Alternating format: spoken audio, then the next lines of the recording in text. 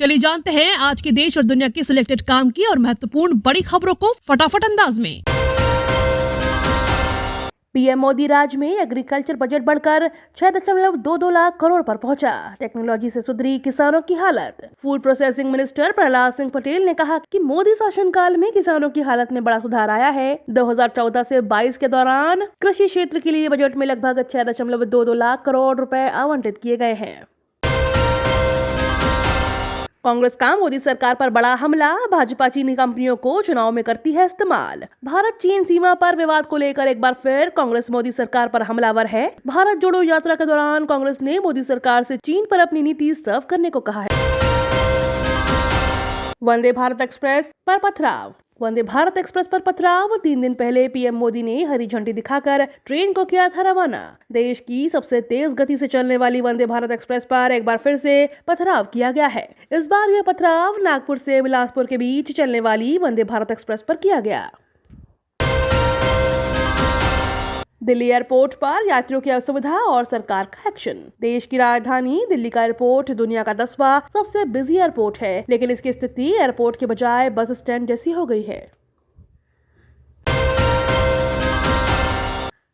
श्रद्धा murder case में Delhi police को राहत। विशेष सरकारी वकीलों को नियुक्ति के प्रस्ताव को एलजी की मंजूरी।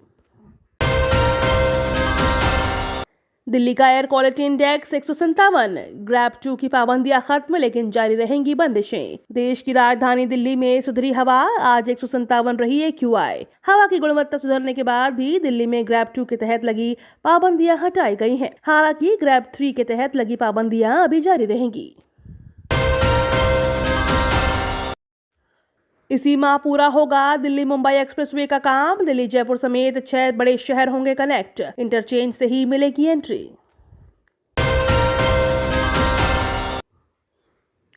सीएम नीतीश कुमार का बयान, जो शराब पिएगा तो मरेगा ही। बिहार में जहरीली शराब से 39 मौतें।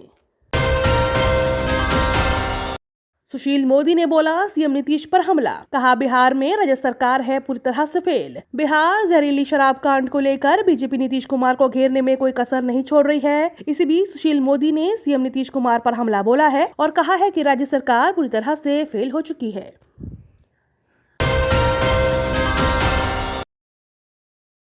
राजस्थान में निकली 48,000 बम्पर शिक्षक भर्ती। 25 फरवरी से शुरू होंगे एग्जाम।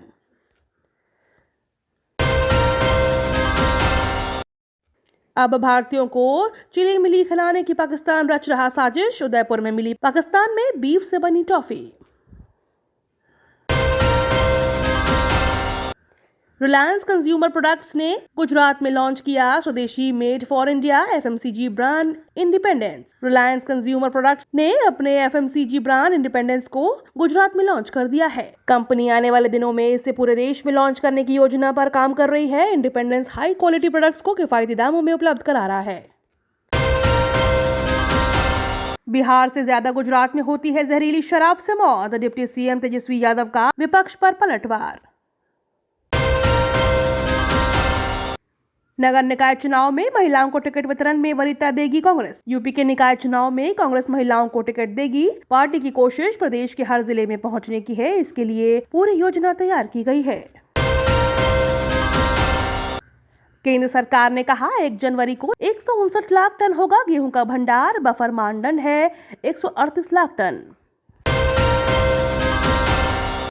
मेडन फार्मा को केंद्र से मिली क्लीन चिट। खांसी की दवा में नहीं पाई गई किसी तरह की मिलावट। केंद्र ने कहा कि मेडन फार्मा का सिरप स्टैंडर्ड क्वालिटी का है और इसमें किसी तरह की मिलावट नहीं पाई गई है। आपको बता दें, मेडन फार्मा पर उस वक्त सवाल उठे थे जब अफ्रीका के गाम्बिया में 64 बच्चों की मौत हो गई थी। इसमें मेडन फार्मा का आरोप लगे थे कि कंपनी के कफ सिरप पीने से इन बच्चों की मौत हुई है।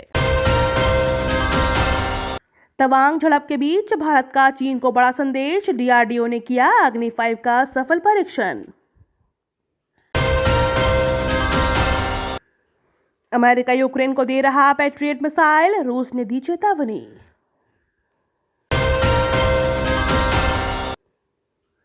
अमेरिका भी चलेगा भारत की राह। चीनी ऐप टिकटॉक पर लगेगा बैन।